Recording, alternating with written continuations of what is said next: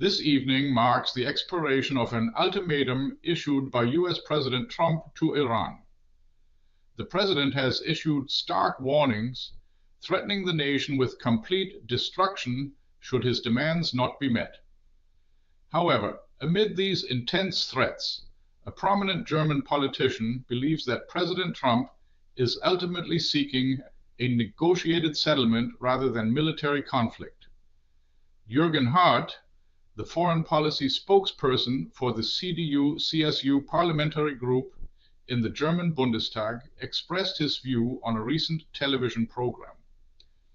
He stated, "I continue to believe that both these ultimatums and the concentration of ground troops in the region are all deterrent scenarios designed to bring Iran to agree to a negotiated solution, whatever its form."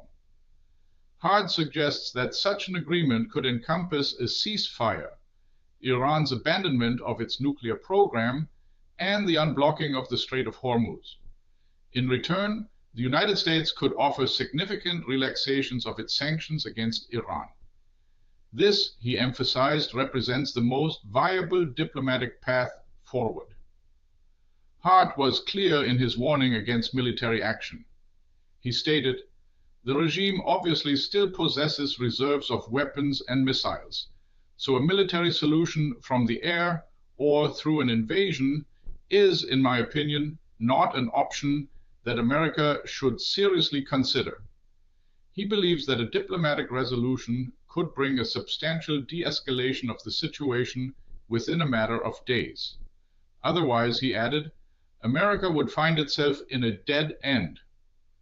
Hardt acknowledged that it is not evident that the Iranian regime is prepared to change its political course.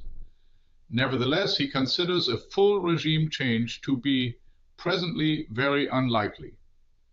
Despite the current complexities, Hardt envisions a scenario where the existing Iranian leadership could learn from recent events. For instance, realizing that nuclear armament and support for terrorism could lead the regime to the brink. If the regime were willing to adjust its approach, Hardt suggested a reciprocal understanding where both Israel and America might accept the continued rule of the mullahs, allowing the current leader and his supported government to remain in office. In exchange, Iran would need to abandon its missile program and ensure the free passage through the Strait of Hormuz. Hardt outlined the compelling incentives for Iran to pursue this path. Firstly, the current regime would remain in power. Secondly, such an agreement would likely lead to a substantial easing of sanctions, thereby creating an opportunity for Iran to massively export oil.